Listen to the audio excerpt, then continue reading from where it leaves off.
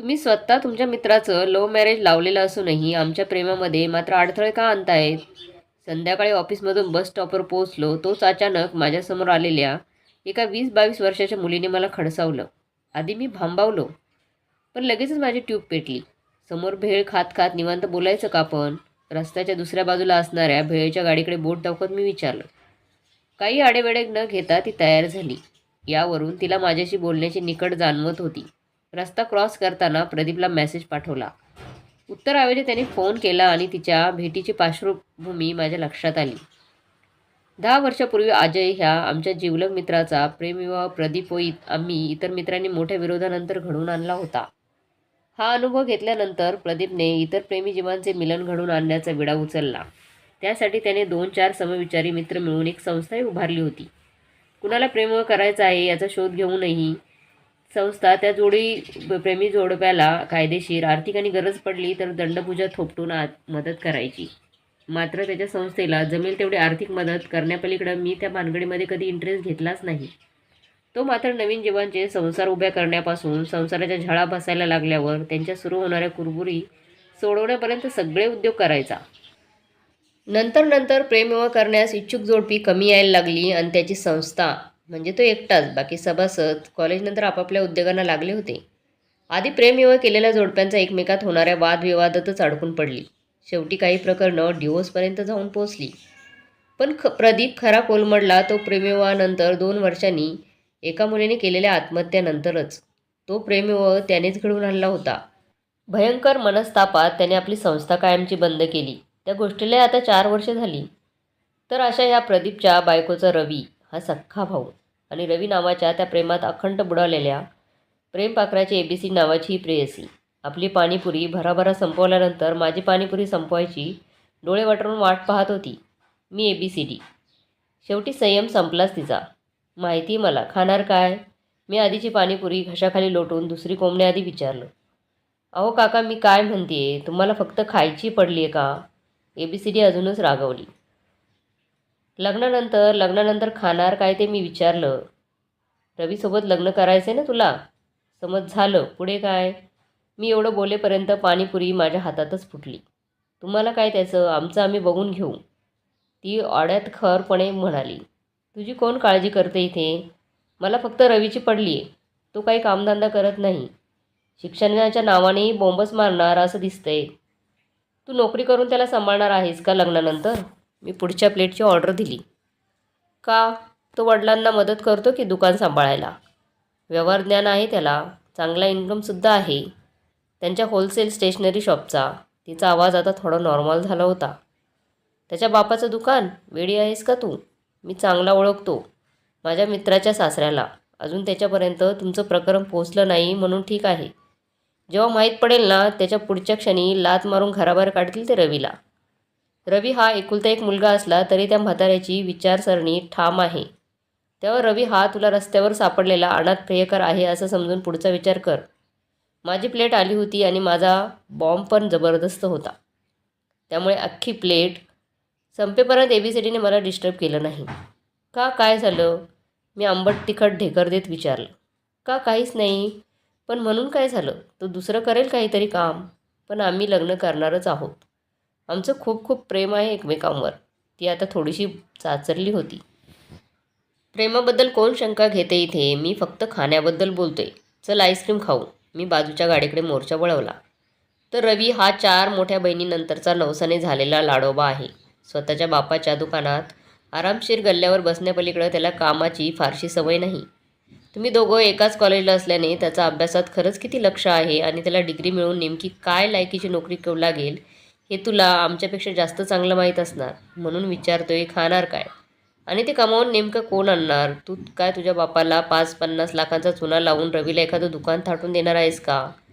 तुझ्या घरची परिस्थिती मला माहीत नाही, पण तसं असेल तर उत्तम. तू बिंदास त्याच्याशी लग्न करू शकतेस. हवं तर सया करायला मी येतो. कपामध्ये पागळणाऱ्या आईस्क्रीमकडे माझं लक्ष गेलं. तुम्ही उगाच घाबरवताय मला. आमचं लग्न होऊ नये असं वाटतंय ना तुम्हाला? पण मी खंबीर आहे. मला आता नोकरी लागू शकते. रवीसुद्धा करेलच काहीतरी कामधंदा. प्रेम सगळं शिकवतं माणसाला. त्याच्या वडिलांनी काढलं तर काढू देत त्याला घराबाहेर. असं म्हणत तिने आईस्क्रीमचा रिकामा कप डस्टबिनमध्ये फेकला.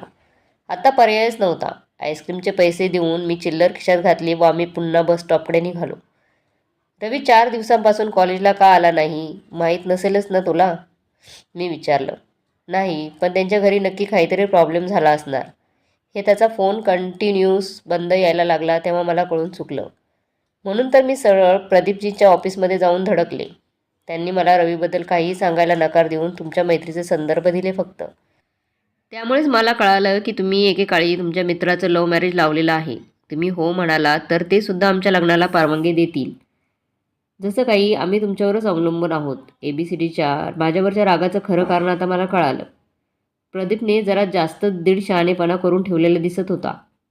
बरं आता लक्ष देऊन ऐक. एक मुलगी म्हणून मला फक्त तुझी काळजी वाटते हे समजून घे. 4 दिवसापूर्वी वडील गावाला गेलेत हे पाहून रवीने त्याच्या आईला तुझ्याबद्दल सांगितलं. त्याला वाटलं लहानपणापासून आपले सगळे लाड पूर्ण होत आलेत, हा सुद्धा पूर्ण होईल. त्याच्या आईने लेक जावायला बोलवून घेतलं. प्रदीपच्या बायकोने रवीचे चांगलेच कान उपटले. तेव्हापासून तो तुम्ही म्हणाल तसंच वागेन मी. फक्त ABCDला समजावून सांगा असं म्हणतोय. तुला भेटायची त्यांच्या घरात कुणाचीच इच्छा नसल्याने शेवटी हे काम माझ्यावर सोपवण्यात आलं. तू प्रदीपच्या ऑफिसवर जाऊन धडकली नसतीस तरी येत्या शनिवारी मी तुला शोधत येणारच होतो. तुला भेटण्याआधी रवीचं नेमकं म्हणणं तरी काय आहे हे जाणून घेण्यासाठी मी त्याच्याकडे गेलो. तिथली परिस्थिती तापलेली आहे. रवीचा मोबाईल त्याच्या बहिणीने काढून घेतला आहे आणि त्याला घराबाहेर पडण्यास मनाई आहे. घरच्यांकडून अशा प्रतिसादाची अपेक्षा नसल्याने रवी एकदम ढेपाळून गेला आहे. रागावू नकोस, पण मी सुद्धा भरपूर झापलं त्याला आणि एकच ऑफर दिली. त्याने ती स्वीकारली असती तर मनापासून सांगतो मी स्वतःच तुमचं लग्न लावून दिलं असतं, मी म्हणालो. ऑफर काय होती? ABCDने विचारलं. तुझ्याशी लग्न करायचं असेल तर आत्ताच्या आत्ता स्वतःच्या हिमतीवर घराबाहेर पड असं मी त्याला सांगितलं. मग काय म्हणाला तो? बिचारीचा जीव टांगणीला लागला होता. काहीच नाही. तो फक्त क्षुब्ध नजरेने आड्याकडे पाहत बसला. तुला प्रामाणिकपणे सांगतो, माझं जीवापाड प्रेम आहे त्या मुलीवर. मी लग्न करेन तर तिच्याशीच. तिला घरी स्वीकारा किंवा मला तरी विसरा असं म्हणून तो त्याच क्षणी घराबाहेर पडला असताना तरी मी त्याच्या घरच्यांचं मन वळवून तुमच्या लग्नाला होकार मिळवला असता. पण त्याच्या लटपटणाऱ्या पायामध्ये बळ नव्हतं ना, त्याच्या अडखळणाऱ्या जिभेमध्ये. तो तसाच बसून राहिला आणि मी तुझी भेट घ्यायचं नक्की केलं. प्रेम करणं ठीक आहे बेटा, पण संसार थाटून तो पूर्णत्वास नेणं हे फारच मोठं दिव्य असतं. लग्न झाल्यावरच प्रेमाची खरी परीक्षा सुरू होते. प्रेमविवाहिताला मोठी अडचण अशी की ही परीक्षा देणाऱ्या दोघांच्याही पायात घट्ट बळ असावं लागतं. सगळ्या जगाशी लढण्याची ताकद ठेवावी लागते स्वतःच्या मनगटात. आता मला सांग, स्वतःचं प्रेम पूर्णत्वास नेण्यासाठी ज्याच्या स्वतःच्या धमन्यांमधलं रक्त उसळत नाही अशा परोपजीवी मुलाच्या खांद्यावर डोकं ठेवून तू संसाराच्या महाभारतात उतरणार आहेस का? आणि काळजी करू नकोस, उद्यापासून पुन्हा पाठवते मी रवीला कॉलेजमध्ये. फक्त आज रात्रभर मी जे सांगितले त्यावर शांतपणे विचार कर आणि मगच त्याला भेट. महत्त्वाची सूचना, आपली भेट झाली हे कळून न देता त्याला नेमकं काय म्हणायचे ते समजून घे. कुठलाही निर्णय घ्यायची घाई करू नकोस. सगळ्या शंकाचं निरासन करण्यासाठी मी आहेच. मला भेटण्यासाठी कुठलाही किंतु परंतु नको. आयुष्य तुझं आहे आणि निर्णयही तुझाच असेल, हा माझा शब्द आहे. आणि हो, पुढच्या वेळी घरी ये.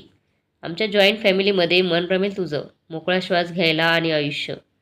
बदलणाऱ्या वळणांना सामोरं जाण्यासाठी उत्कृष्ट वातावरण असतं जॉईंट फॅमिली म्हणजे.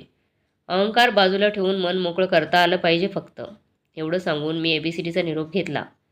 ती बसमध्ये चढत असताना ह्या एवढ्याशा मुलीला हे सगळं पचनी पडेल का याचा मी विचार करत होतो. पण चाल्या, तू तुझ्या स्वतःच्या डोक्यावर का पाप मारून घेतोयस? उद्या समजा तुला नेमकं काय म्हणायचे ते त्या मुलीला खरोखरच समजलं तर होणाऱ्या प्रेमभंगाला तू जबाबदार असशील. अजय पोट तिडकीने बोलत होता. मी तिला परिस्थिती समजावून सांगतोय फक्त. मी हात वर केले. पण तुला गरजच काय आणि किती जणांना समजतं रे तुझं एवढं खोलवर तत्त्वज्ञान? प्रेम आंधळं असतं रे राजा. एकतर तुम्ही त्याचं प्रेम पूर्ण करायला सपोर्ट केला पाहिजे, अन्यथा थोबाड बंद ठेवायला पाहिजे. नाहीतर प्रेमाचे शत्रू असलेल्या जगात तुमची गिनती झालीच म्हणून समजा, अजय म्हणाला. स्वतःच्या अनुभवावरून सांगतोयस ना? मी मोठ्याने हसत त्याच्या पाठीवर थाप मारली. तसं मन हवं तर माझं अनुचं लग्न झालं त्याआधी मला असंच वाटायचं. सपोर्ट करणारे तुम्ही मोजके मित्र सोडले तर बाकी अख्ख्या जगाला आग लावायची तयारी होती त्यावेळी. त्याने प्रांजळपणे कबूल केलं. इतकं महत्त्वाचं असतं का रे प्रेम पूर्ण होणं? नाही म्हणजे सगळ्या जगाला आग लावण्या इतपत, मी विचारलं. तुझाच घोगरा आवाज माझ्या प्रश्नाचं उत्तर देतो मित्रा. अजूनही झुरतोस ना तिच्यासाठी? अजय सहानुभूतीने म्हणाला. झुरतो असं नाही, पण येते कधी कधी आठवण. कुठला तरी कप्पा अडगूनच बसली ती काळजाचा. त्याला आता ती तरी काय करणार आणि मी तरी काय करणार? चालायचंच, पण त्यासाठी मी जगाला आग लावली नाही, ते एक बरंच झालं. नाहीतर वैशालीसारखी प्रेमळ बायको आणि अर्णव, अर्पितासारखे गोड पिल्लं कुठून मिळाले असते? मी आवाज व विषय दोन्ही बदलला. विषय बदलू नकोस साल्या. एकदा तरी बोलायला हवं रे तिच्याशी. कायमस्वरूपी एकतर्फी झुरणं पत्करलंस. कसलं ते तुझं भकासी तिक्त. स्वतः पण काही केलं नाही आणि आम्हाला पण काही मदत करू दिली नाही. तुझ्यासाठी जाणं पण हाजीर होती रे, तो पोट तिडकीने म्हणाला. हाच तर मुद्दा आहे. जीव देण्या घेण्या इतपत काहीच महत्त्वाचं नसतं रे. आणि प्रेम तर नाहीच नाही. जे प्रेम तुम्हाला जगायला शिकवत नाही ते प्रेम काय कामाचं? बराच वेळाची शांतता मी भंग केली. झालं तुझं तत्त्वज्ञान पुन्हा सुरू. तू तुझ्या स्वतःच्या डोक्यावर का पाप मारून घेतोयस? एवढाच मुद्दा आहे. अजय पुन्हा मूळ पदावर आला. मी सगळी परिस्थिती समोर मांडायचं काम करतो फक्त. प्रेमाला सपोर्ट किंवा विरोध या पलीकडं बरंच काही असतं रे. प्रेमयुगलासमोर ते सगळं आलं पाहिजे. प्रेमविवाह करून आपण काय मिळवणार किंवा काय काय सोडणार यावर विचार करून मगच खंबीरपणे कुठलाही निर्णय घेतला जायला हवा. आपल्या निर्णयाबद्दल आयुष्यात पुन्हा कधीच अपराधी वाटता कामा नये. इतकी साधी सरळ विचारसरणी आहे माझी, मी म्हणालो. हे सगळं मान्य केलं तरी इतका विचार करायचा वय नसतं बाबा. प्रेम करायच्या वयात या सगळ्याच विचार करणाऱ्या अख्ख्या पृथ्वीतलावर तू एकटाच नमुना असशील. अजय मोठ्याने हसला. नाही मित्रा, आणखीही आहेत. तुझ्या बायकोने प्रेमात आंधळ होऊन नाही लग्न केलेलं तुझ्याशी. तुमच्या प्रेमविवाहाला सपोर्ट करण्याआधी मी सविस्तर बोललो होतो अनुशी. त्यानंतरही तिने तुझ्याशी लग्न केलं. याचा अर्थ मी सुद्धा एक मोठाच नमुना आहे. आता हसायची माझी पाळी होती आणि अजयचे डोळे खोबणीतून बाहेर पडण्या इतपत आश्चर्य मोठे झाले होते. अनु म्हणजे तू अनुलाच माझी सगळी बकवास आमच्या लग्नाआधीच ऐकवली होतीस. साल्या माझं लग्न मोडलं असतं म्हणजे. त्याने माझ्या पाठीवर थाप मारत नवीन माहिती खेळीमेळीने घेतली. तुझं नाही मोडलं, पण दुसरे बरेच प्रेमविवाह नाही होऊ शकले माझ्या बोलण्याचा विचार केल्यानंतर. एवढं मात्र खरं, मी कबुली दिली. नाहीच होणार ना, संन्यास घेतला असेल सर्वांनी तुझं प्रवेशन ऐकल्यावर. आज कळालं मला अनु लग्न झाल्यापासून एवढी संत कशी झाली ते. अजय गमतीने म्हणाला आणि आम्ही निरोप घेतला. मित्रांनो, खरोखरच प्रेम करणं सोपं असतं, पण ते शेवटपर्यंत निभावणं, शेवटच्या श्वासापर्यंत निभावणं फारच कठीण असतं. आणि फक्त प्रेम करूनच सगळ्या गोष्टी होतात असं नाही आहे. प्रेम करूनही आपण एकमेकांना साथ दिली पाहिजे. एकमेकांच्या संकटात, एकमेकांच्या सुखदुःखात सामील व्हायला हवं. तुम्हाला काय वाटते? कमेंट बॉक्समध्ये नक्की कळवा. व्हिडिओ चांगला वाटला तर लाईक, शेअर, सबस्क्राईब नक्की करा.